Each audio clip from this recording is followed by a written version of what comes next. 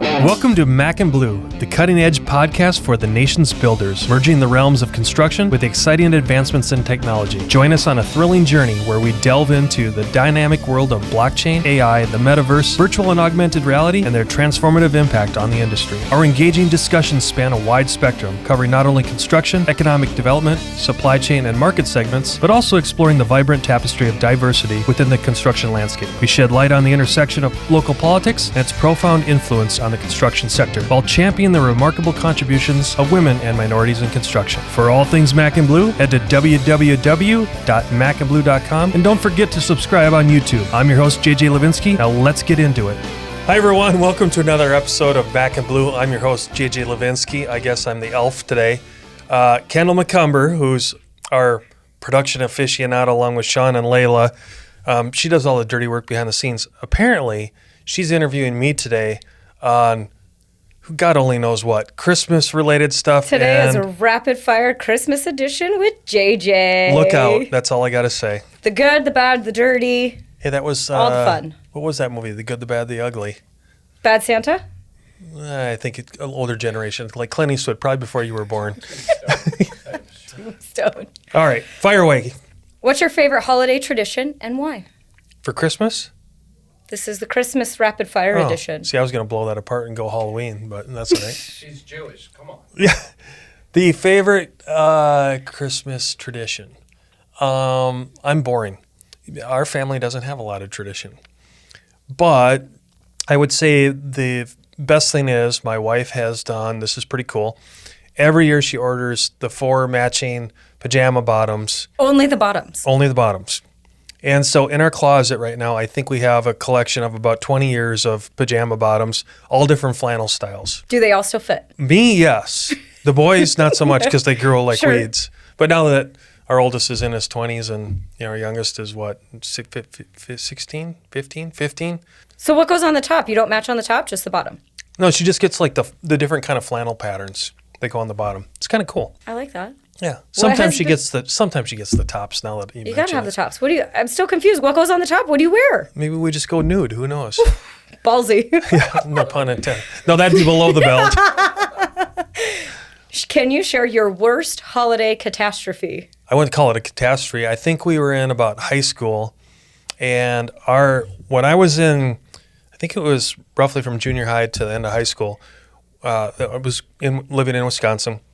We would always go to, luckily our family friends had a condo, I should say a house, a massive house in Beaver Creek, Colorado. So we were always typically be out at Christmas time skiing in Vail and Beaver Creek. The dream. And typically it was cool because it was a huge house. My mom and dad would say, hey, if you guys want to, I only have one sister, will you invite a friend back and you can invite friends. So maybe I think it was high school, maybe even freshman year of college, who knows. We're coming back, we're halfway across, like out there in the plains of Colorado and Nebraska. And my sister and I have a cantankerous relationship at times. And she was mouthing off, and her friend were in this will age us, the Chevy Astro van, if you remember the Chevy Astro van. But my dad always had them kind of decked out more in like the conversion style. And she had pissed me off so bad that I just turned and just cold cocked her. And I think it goes, I can't remember if it was my mom or dad, someone like, JJ, you jerk. And then the other one said, shut up. She deserved it anyway. So that was my quote unquote Christmas story from hell. All right. My sister will deny it, but it was true. We'll interview her later. Yeah. Oh, yeah. How do you feel about Elf on a Shelf? Is it fun or creepy? No, it's not creepy. It's fun. It's creative when you have young kids, because you get, I just like it. But Do you remember your best display? Oh, I'm sure it was X-rated and something foul, something with probably pooping or something like that. Those are always good. Tootsie Rolls. Yeah, the nasty stuff. When do you believe is the appropriate time to put up your Christmas decor? Never. That's not enough. Because, let's see, we're recording this now, but if I go to recently, it wasn't even past Halloween, and my wife and I were driving, and we saw a Christmas I don't mean lights, I mean Christmas decorations up. And I was like, you've got to be kidding me. So I'm going to go all PC and say, at least wait till the day after Thanksgiving. I'm totally with you. Day after Before Thanksgiving. that, too early. Agreed. Now let's go, when should you take it down by? some of the people in my neighborhood that have it up until Valentine's Day. Couple days after New Year's. Hey, are you Leave the hanging lights for on New to something Year's. maybe a little too long? Santa came late. When do you start listening to Christmas music? Before Thanksgiving, or do you wait until actually December? I guess I'm impartial to that one. I think you get barraged right after Thanksgiving. I think it's already on. It is. That's a sad part. Do you have a favorite Christmas song? Yeah, and everyone's going to laugh. The Wham one, I can't think of it by, what was it? Last Christmas by George Michael and Wham. How do you go wrong with that one? No, it's And classic. then, Sean, to top it off, I don't know if you guys have seen this last year, there's been a couple different shows on like Netflix, and when we were actually flying back and forth to England this year, there was a special on George Michael. Seeing all the specials about him and Wham in the early years with Andrew Ridgeley, it's really been insightful to watch how much those guys did, and particularly what George Michael did. But even the story about when they made Last Christmas there up in Switzerland, and it was right after they had done another big hit. It's actually kind of cool and surreal. But yeah, that's kind of one of my favorite songs. What's the best gift you've ever given someone? And why was it special? I'm a horrible gift giver. I really am. Oh, your poor wife. I'm kind of like a Scrooge because I don't like getting gifts and I don't like giving gifts. Okay, well, at least that's all around. Yeah, I don't. To me, I know this sounds very cliche-ish in the movement now, but I'd rather be on a trip, having a journey with friends and family, than the gift exchange. To me is just nebulous crap. You'd rather have the experience. Yes. 100%. Because again, growing up, for me, Christmas was always about let's go on a trip somewhere, let's be together, let's spend the money on activities and things like that instead of And memories, not tangible. tangible I love stuff. that. Yeah. What's the worst present you've ever received? God only knows, probably some. All I can think back is the movie Christmas Story when Ralphie gets the pink, like Easter Bunny jumpsuit pajamas. I'm sure as a child I got some stupid thing like that from someone, and probably the same thing. Can you remember a gift you always wanted as a child that you finally got? Oh, Legos. Hell yeah, Legos. Was it a particular Lego set? I think I got, no, you remember, I'm 52, so back then the big box that probably had like maybe 200 pieces in it, that was like winning the lottery. Oh, heck yeah. And probably, and think, I don't even know what it cost back then, but it was probably a life, couple weeks paycheck for my parents or something. Well, and it was probably like a $40 or $50 set, and now it's like $200 set. Exactly. Have you ever been surprised by a holiday gift? I give credit to my wife. I think it was a couple years ago. You guys haven't seen me in them much, but I do like cowboy boots. They're comfortable for me. I'm not wearing them now. There are no cowboy boots on But his feet right now. a couple years ago, she went out and got me a new pair. What brand? Ariats? Yeah, of course. They're the only ones that fit my feet. Those are the best. And she did it perfectly. And that was a nice surprise. What's your favorite holiday movie or TV show? Oh, Christmas Story. So that's another tradition. We always watch it on Christmas Day, even though we've seen it a thousand on times. Christmas Day. Yeah, Christmas Day. Do you have a tradition that you do on Christmas Eve? Not really tradition. Our families, we're kind of broken now because of deaths and being Sure. old and everything. But in the past, we were more of a Christmas Eve family.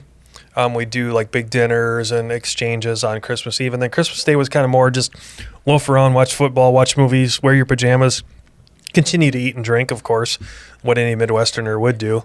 But no, that was more our tradition. Okay. More of a Christmas Eve than... Yep. What's your ultimate holiday menu? So my father-in-law, he's since deceased, but he would the biggest prime rib or speaking my language. filet mignon. I mean, he would go all out to have a big meal, and same with his wife. And so when we would be at their house, it was pretty cool. I mean, the full spread. And yeah, you got to go big. Yeah, the beef. Prime rib is the only beef big. you have. Yeah, you can't have turkey, turkey or ham. That's for yeah. It's not that holiday. That's the lightweight version. All right, I already know the answer to this one, but what do you enjoy most about a white Christmas? The white. Come on, growing up in the Midwest, the more snow, the better. I grew up here. There's no white Christmas here unless you go to Flagstaff. But I've adopted the new normal here. I miss it, but it's also cool here as well. Yeah. I think what is cool here about in Arizona and the desert is the decorations around the cactus. I think is cool, especially the saguaro, the ocotillo. the people that are dumb enough to decorate the cholla, well, good luck taking those lights out. But no, I just the Christmas lights on the desert landscape is as beautiful as anything. I agree. And then the only thing better was like where I grew up, where it's cascade against snow and white and freeze your ass cold. I always love when they put the Santa hats on the cacti because they're doing it to protect it. But it looks cute. I love it. What's one holiday tradition you want to start with your family? I would say our sons are old enough. Maybe I would love to get back into more, I would say, larger Christmas trips. Maybe get to where maybe we're going to Hawaii or Europe or something a little bit more extravagant on. But back to the journey thing is getting back to ski vacations over Christmas, although it's expensive as hell. Yeah. Okay, put yourself in your wife's shoes. What would she want to eliminate? Well, she loves decorating because she does it in a classy way. She loves to cook and entertain, so I don't think we're off there. Maybe getting back to the whole gift thing. Maybe just just eliminate it altogether. There you go. No, again, I'm just playing off of what we talked about earlier, but no, I don't have a strong position on any of that. What's your view on regifting? Acceptable or is it a no-go? I think that sounds kind of tacky. I wouldn't want to be regifted. Come on, with Amazon 100% exchange, just take the shit back. If you could spend the holidays anywhere in the world, where would you choose? We love to ski, so I would love to be on a ski slope. And it could be anywhere in the world, just as long as it was world class. Like, I could think of Switzerland. I could think of Park City. I could think of, we got married on the mountain at Heavenly in Lake Tahoe. So that would be near and dear to us. But skiing, or conversely, I wouldn't say the beach thing because I won't want to be laying around, but more of an active beach scene. So it could be one of those two things. That was all the rapid fire questions for holidays. What else do you want everybody to know about you at Christmas time? Are you a Scrooge? Kind of. I wouldn't peg that. I'm not proud of it, but yes. As a business owner and someone that always is thinking about work, sure. My problem with the holidays is the whole world shuts down for too long, and all I look at is inefficiency. So I'm just being honest. It drives me nuts. So on one side, I love watching people enjoy their family and friends and try to have that Christmas spirit or holiday spirit. So I embrace that. But then, again, juxtaposed, here's my other, the bad guy over here, the little guy on the shoulder going, get back to work. Come on, we got stuff to do. We got clients we have to take care of. Like, why do we need 5 days off? How many days do you take off for the holidays? Whatever the government tells me to. So again, if it's Monday or Friday, it's no big deal. It's when Christmas falls in the middle of the Tuesday, week. Wednesday, or Thursday, you might as well shut your entire industry down for 2 weeks because on New Year's has the same problem. Right. It's back to back. Right. So you talk to any business owner, I'm just telling the truth of what every business owner feels. It's like if it's a Tuesday, Wednesday, Thursday, you're done for the week. Those 3 years in a row suck. Right? And then so Friday, true. Saturday, Sunday, Monday, if you're not on a leap year, those are good years. So do the math. 4 out of 7, we actually get it right. 3 out of 7, we get it horribly wrong. Pretty valid. So that's my answer. 4 years, I'm happy-go-lucky. 3 years, I'm a Scrooge. So this year works out because it's a Monday. Yeah, so I'll be happy this year. Everybody will show up Tuesday ready to rock. Yeah, depending on hangovers, yeah. Or do you close for Boxing Day? No, we're not. I don't have Canadian citizenship. Although I should. Right now. Yeah, no kidding. Well, where I grew up, it was almost like, remember when we had Glenn on and some other people? It's like, hey, when you grew up where I grew up, you're almost a Canadian by default. Do you have a favorite holiday outfit? Yeah, you wouldn't let me wear it. You can't repeat. I know. But it is a good jacket. I am in the acquisition mode for new jackets and holiday spirit things. So yeah, I like all of it. Please comment with your recommendations for where JJ's attire should come from for next year's holiday episode. Oh, let's keep it below X-rated. We got to be able to air it. We have to be able to put it on video. There's some good stuff out there. What else about Christmas time? Despite my Scroogeness, everyone, please enjoy your Christmas holiday. Enjoy the New Year holiday. Enjoy all of it. Happy Kwanzaa, Happy Hanukkah, all of it, whatever religious affiliation you have.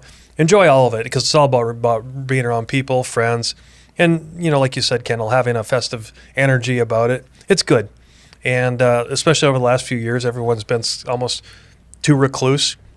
And I have seen people get out more and more, so it's nice to see people re-engaging, being social, and I think we need more of that. So it's all about go on a journey, have fun, enjoy the company that you're with. I love it. That's my holiday message. And don't be mean to the reindeer. Leave him a carrot. And Santa Claus, leave him something too. He wants cookies. All the Santas in the world need some cookies and maybe some eggnog, spiced with something other than that generic milk. Yeah, Some there rum. you go. There you go. Baileys. There you go. Merry Christmas to all, and to all, good night. Peace out. You've been listening to the MAC Bleu Show, brought to you by Blue Wave General Contracting. Be sure to subscribe to the MAC Bleu podcast on your favorite podcast platform. Follow JJ Levenske on LinkedIn and Instagram. Tune in every Monday